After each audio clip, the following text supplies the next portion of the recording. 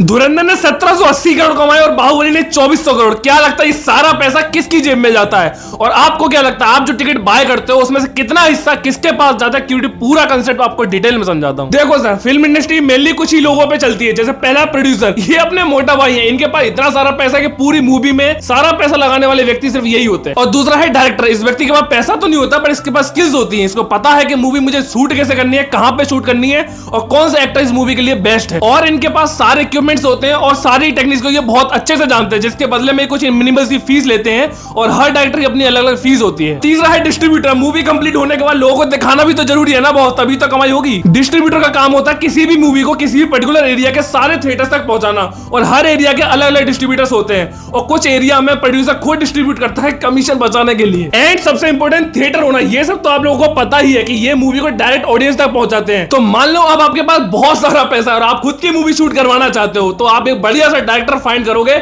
उसको उसकी फीस दोगे और बदले में वो आपको कास्टिंग, स्क्रिप्टिंग, शूटिंग सब करके दे देगा। और जब आपकी मूवी शूट होकर पूरी रेडी हो जाएगी तो आप अलग अलग एरिया के डिस्ट्रीब्यूटर्स का कांटेक्ट करोगे जो आपकी मूवी को पूरे इंडिया के थिएटर्स के अंदर पहुंचाने का काम करेंगे। और जैसे ही आपकी मूवी सिनेमा थिएटर्स में रिलीज होगी, कांग्रेचुलेशंस रहें, लोग आपकी टिकट बाय करेंगे और वहीं से आपकी अर्निंग स्टार्ट हो जाएगी। तो मान लो किसी एक पर्सन ने आपकी मूवी की टिकट 600 रुपए में खरीदी, तो सबसे पहले 600 का 18% यानी 91 रुपीज तो सीधा गवर्नमेंट को जाएगा। तो अब अप्रोक्स 500 रुपए बचे। तो स्टार्टिंग के वीक्स में थिएटर ओनर और प्रोड्यूसर के बीच में प्रॉफिट 50-50 शेयर होता है। इसका मतलब 250 रुपए प्रोड्यूसर के और 250 रुपए ही थिएटर ओनर के, और उसी अर्निंग में से डिस्ट्रीब्यूटर अपना कुछ परसेंटेज कमीशन कट करके सारा प्रॉफिट प्रोड्यूसर को बेच देता। तो रेंचो, इसका मतलब किसी भी मूवी में सबसे ज्यादा कमाई प्रोड्यूसर, डिस्ट्रीब्यूटर और थिएटर ओनर की ही होती है।